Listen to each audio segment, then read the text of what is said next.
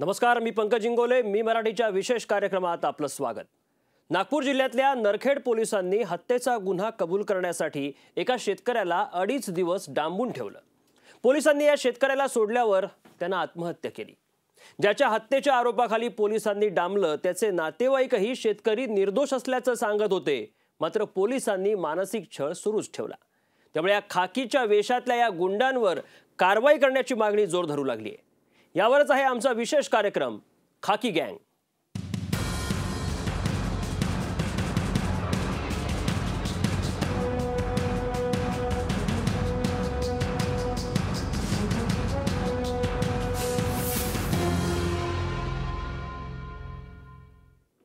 हत्येचा गुन्हा कबूल करण्यासाठी नागपूरमधल्या नरखेड पोलिसांनी वसंता गावंडे या शेतकऱ्याला 2.5 दिवस अटक न करता पोलीस स्टेशनमध्ये डांबून ठेवलं.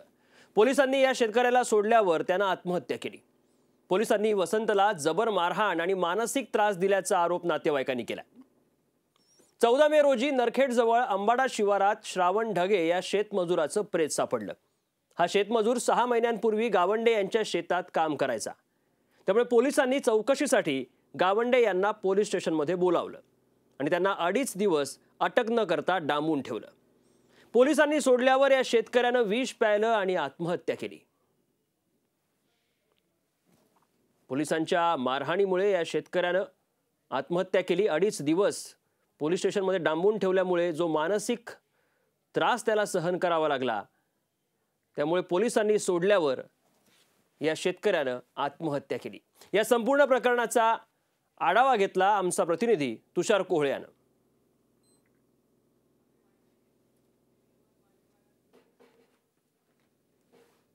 आता पोलीस बोलायला तयार नाही. नागपूरच्या या जलालखेडा पोलीस स्टेशनमध्ये शनिवारला वसंता गावंडे यांना तपासासाठी आणण्यात आलं होतं आणि जवळपास 2.5 दिवस त्यांना इथेच बसून ठेवण्यात आलं होतं. या 2.5 दिवसामध्ये त्यांना मोठ्या प्रमाणे शारीरिक आणि मानसिक त्रास दिला आणि श्रावण ढगे यांची हत्या केला तर कबुली जबाब त्यांच्याकडून नोंदवून घेण्यासाठी त्यांच्यावर वारंवार दबाव आणला जात होता. पण त्यांनी त्या हत्येशी त्यांचा संबंध नसल्यामुळे त्यांनी असं सांगितलं की माझा कोणताही संबंध नाही, त्यामुळे मी हे स्वीकारू शकत नाही किंवा कबुली जबाब नोंदवू शकत नाही. पण 2.5 दिवस इथे थांबून ठेवल्यानंतर ज्या प्रकारे पोलीस दावा करत होते की आमच्याकडे ठोस पुरावे आहे, त्यामुळे प्रश्न उपस्थित होतो की जर पोलिसांकडे ठोस पुरावे होते तर पोलिसांनी त्यांच्यावर गुन्हा का बरं नोंदवला नाही आणि जर का ठोस पुरावे होतेच तर त्यांनी सोमवारला त्यांना का बरं सोडून देण्यात आलं, असे अनेक प्रश्न नरखेडच्या या पोलीस स्टेशनच्या पोलिसांच्या कामगिरीवर उपस्थित होत आहे. त्यामुळे कुठेतरी ज्या प्रकारे एक आत्महत्या करण्यासाठी बाध्य करण्यात आलं त्याला कुठेतरी नरखेड पोलीसचं हे पोलीस स्टेशन आणि इथले कर्मचारी जबाबदार आहे. त्यामुळे अनेक प्रश्न उपस्थित होता, कारण की ज्या श्रावण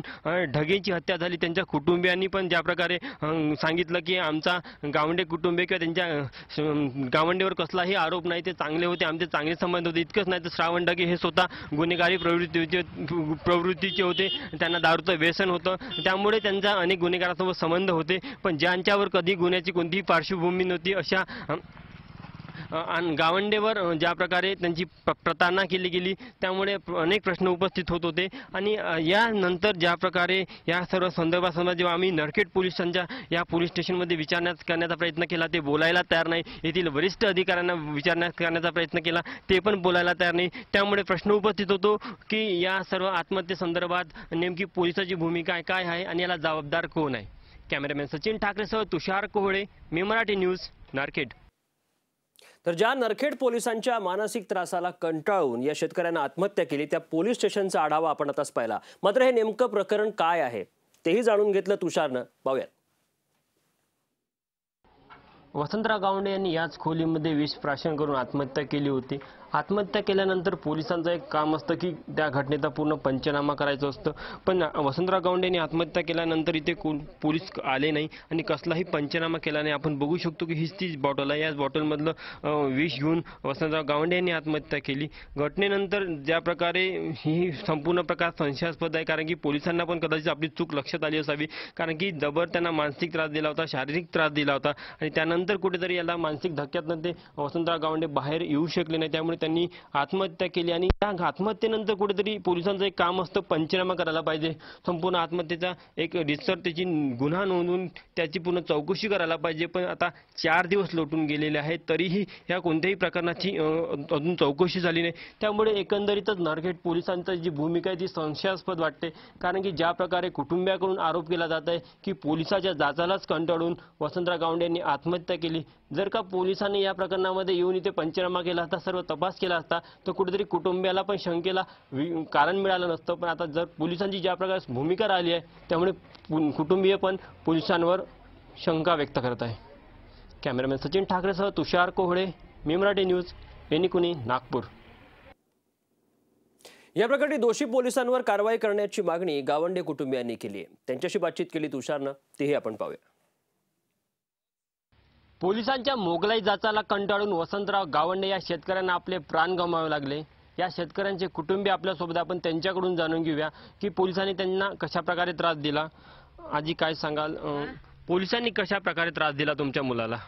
मी नाही गेलती पर मा पोरग रातभर हात दचडे, पाय दचडे, चालणं नाही होय. असा आला तर पाय पसरून बसला जेवायले रे.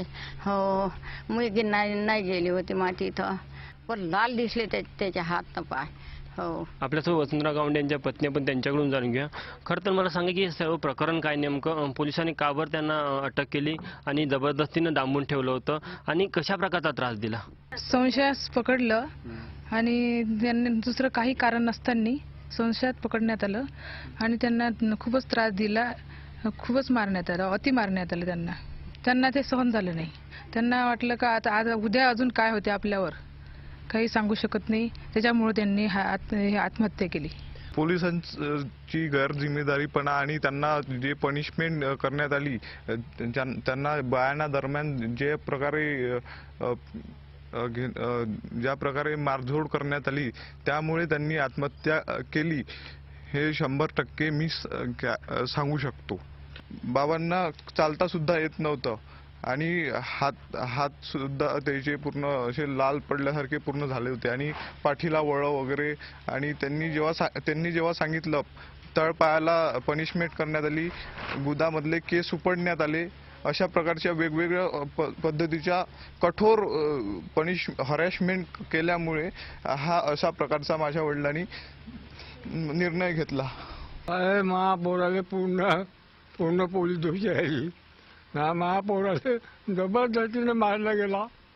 महापौरा तोडण्या टाकून दहा घाल कोणाला घेऊया. आज कंबर तोड टाकली महापौराची.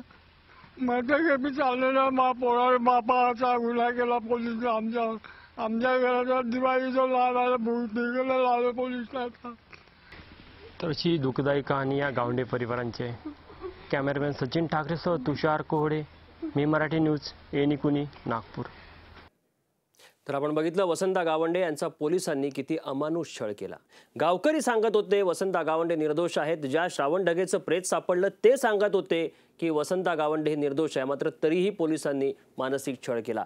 आणखी या संदर्भातले अपडेट्स, गावकऱ्यांचं काय म्हणणं आहे, श्रावण ढगे यांच्या कुटुंबियांचं काय म्हणणं आहे, आपण बघणार आहोत एका छोट्याशा ब्रेक नंतर.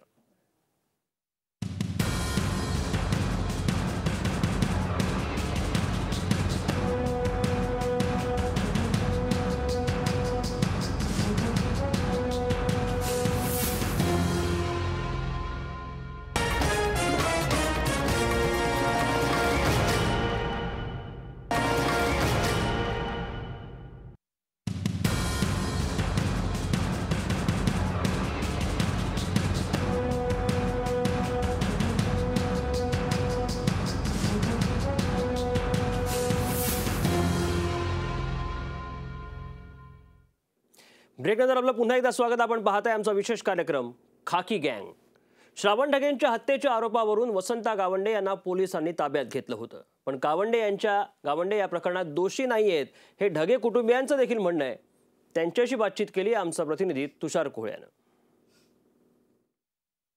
श्रावण ढगे यांच्या हत्येला दोषी धरत वसंता गावंडे यांना पोलिसांनी ताब्यात घेतलं होतं आणि त्यानंतर त्यांना अमानुष मारहाण केली होती. श्रावण ढगे यांची हत्या झाली. हत्येसंदर्भात त्यांच्या कुटुंबियांना काय वाटतं की खरंच वसंतराव गावंडे या संदर्भात दोषी होते का? काय सांगा, तुम्हाला वाटतं की काय वाटतं की तुम्हाला, म्हणजे तुमच्या नवऱ्याचा जो खून केला तो वसंत गावंडे केला? नाही केला जी खून नाही केला त्याईनं. म्हातारं माणूस होतं, खून करू शकत होते का ते? नाही. दुसऱ्यानं केलं असं ते काही मालूम नाही आम्हाला. आणि काही नाही, 24 तास दारू पिऊन राहे. साडी पिटोडीले दारू प्याले जाय, कोण्या वर्षी दारू काढायला जाय तिसानी. आणि आम्हाला काही सांगून जाय नाही. तुला काय करावं लागते म्हणे, मी कुठे जाऊ म्हणे. मग मी का करणार आले? तुम्ही ऐकी नाही, मी का करणार आहे साहेब? मी म्हणत मला मारायला दवडेत. मी जा बाबा कुठे जातात. त्यामुळे वसंत गावंडेवर जो आरोप लावला जातो तो खोटा असं वाटतं तुम्हाला? खोटं आहे, ते पूर्ण खोटं आहे. ते मारलं त्याले वसंत गावंडे ह्या लोकांना. तुमचे कशा प्रकारचे संबंध होते वसंत गावंडे सोबत? आम्ही कामाला जाऊ त्याच्या इकडे, कामाला जाऊ आम्ही, कामाला जाऊ त्याच्या इकडे, शेती आहे तर. पोलिसांनी ज्या प्रकारे दोषारोपण केलं होतं, ज्या प्रकारे त्यांना मानसिक त्रास दिला, कुठे तो चुकून दिला त्यांना? हा, चुकीची भावना होती त्याची. त्यानं त्रास दिला, त्रासच्यानं ते सहन नाही करू शकले. आमच्या वडिलाच्या यानं त्याला त्रास झाला, त्याच्या फॅमिलीला त्रास झाला. आमचे वडील तर चाले गेले, मारलं दुसऱ्यानं, भोगा लागलं दुसऱ्यानं. आम्हाला तकलीफ वाटते. दारू प्यायला गेले नाही तर अजून कशाला गेले असेल त्याच्या. आणि पोलीसवाले बी चांगले पताने लावून राहिले. आता आम्ही काय करावं त्याच्यात? गावात दारू एवढ्या वर्षीची विकते, अजूनपर्यंत गावाची दारू बंद नाही केली त्यानं. मग कोणाला दोषी ठरवा आम्ही पण? आणि आम्हाला विश्वास आहे का ते गावंडे भावाजी तसे करू शकत नाही. कायसाठी करण, कशासाठी करण? त्याला बी घरदार होतं, एवढी मोठी हे होती, त्यांच्याकडे शेती होती. ज्यांची हत्या झाली त्यांच्या कुटुंबियाच्या सदस्यांना गावंडे यांनी हत्या केल्याचा विश्वास नाही. त्यामुळे पोलिसांनी त्यांना कोणत्या आधारावर ताब्यात घेतलं होतं हाच प्रश्न इथे उपस्थित होत आहे. कॅमेरामॅन सचिन ठाकरेसह तुषार कोहळे, मी मराठी न्यूज, अंबाडा, नागपूर. तर आपण बघितलं, ज्या श्रावण ढगेंची हत्या झालेली होती किंवा ज्यांचा मृतदेह सापडला त्यांच्या कुटुंबियांचं देखील म्हणणं आहे की वसंता गावंडे हे निर्दोष आहेत, त्यांनी हा प्रकार नाही केला. तरी सुद्धा पोलिसांनी मानसिक छळ चालू ठेवला. गावकऱ्यांचं नेमकं काय म्हणणं आहे? वसंता गावंडे नेमके कसे होते? पाहूयात गावकऱ्यांचं काय म्हणणं आहे. ज्या वसंत गावंडेला गुन्हेगार समजून पोलिसांनी अटक केली आणि त्यांच्यावर अमानुष छळ केला, त्या वसंत गावंडेची गावातली प्रतिमा कशी होती आपण गावातल्या नागरिकांकडून जाणून घेऊया. आपल्यासोबत या गावचे सरपंच मनीष फुके आहे. मनीषजी, काय सांगाल, एकंदरीतच गावामध्ये वसंतराव यांची काय इमेज होती? वसंतराव हे अगदी प्रतिष्ठित नागरिक होते. त्यांनी कधीही कुठे काही झगडा भांडण किंवा कोणालाही काही मारहाण, कुठल्याही प्रकारचं त्यांचं शंकाजनक वातावरण नव्हतं. मी स्वतः 3 दिवस स्टेशनमध्ये रेग्युलर गेलो आहे. मी त्यांना म्हटलं की तुम्ही थोडी आपल्या दिशा जर तपासाची बदलली आणि यांना केंद्रबिंदूनं समजता जर दुसरा कुठला तरी आपण शोध घेतला तर नक्कीच आपल्याला दुसरं काहीतरी सापडेल. पण त्यांनी त्याच्या व्यतिरिक्त कुठलाही प्रयत्न केला नाही. नाही मिळालं पाहिजे साहेब. आम्ही माझ्या भावाला भेटायला गेलो, माझ्या भावाचा खूप मारलं साहेब, बिना गुन्ह्यांना माझ्या भावाला. तर गावकऱ्यांनी विनंती केली, पोलिसांनी ऐकलं नाही. श्रावण ढगेंचे कुटुंबीय सांगतायत वसंता गावंडे निर्दोष आहेत, पोलिसांनी ऐकलं नाही.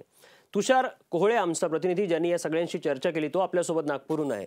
तुषार, काय हा प्रकार आहे? पोलिसांनी नेमका का अमानुष इतका छळ केला असावा आणि आता यातले अपडेट काय नेमके? अपंग, खरं तर महत्त्वाची गोष्ट, सोमवारच्या रात्रीला गावंडे यांनी आत्महत्या केली होती. तेव्हापासून 4 दिवस झालेले आहे. ज्या जागेत आत्महत्या केली, एखाद्याने जर कोणी आत्महत्या केली तर पोलीस त्या जागेचा पंचनामा करतात, तिथल्या तिथल्या लोकांच्या बयानाची नोंद घेतात आणि नंतर पोलिसाचा पूर्ण तपास करतात आणि आत्महत्या करणाऱ्यावर गुन्हा नोंदवतात. पण 4 दिवस लोटल्यानंतरही या कोणत्याही प्रकरणाचा पंचनामा झाला नाही. त्यामुळे पोलीस गावंडे कुटुंबियांच्या दारात आले नाही. त्यामुळे गावंडे कुटुंबियांचा जो संशय आहे तो पूर्णपणे बळावलेला आहे. आणि महत्त्वाची गोष्ट की पोलीस ज्या प्रकारे दावा करतो की त्यांच्याकडे ठोस असे पुरावे आहे, असं असताना त्यांनी वसंत गावंडे यांना का बरं सोडलं हा एक प्रश्न उपस्थित होतो. त्यामुळे कुठेतरी पोलिसांची दिशा ही चुकलेली होती आणि चुकीच्या दिशेने पोलिसांचा तपास सुरू होता. त्यातनंच वसंत गावंडे यांची जी मानसिक छळ झाला, तपास चुकला तेव्हाच त्यांनी वसंत गावंडे यांना सोडलं. मात्र जो अमानुष छळ केला त्यामुळे ही वेळ वसंत गावंडे यांच्यावर, त्यांच्या कुटुंबावर ओढवली. या ठिकाणी आपण एक छोटासा ब्रेक घेणार आहोत. मात्र ब्रेक नंतर आमचा प्रतिनिधी तुषार कोहळे आणि शेतकरी नेते विजय जावंदिया यांच्याशी देखील आपण बोलणार आहोत. राम शिंदे गृहराज्यमंत्री नेमकी काय कारवाई करणार त्यांना देखील विचारणार आहोत. कुठेही जाऊ नका, पाहत राहा मी मराठी न्यूज.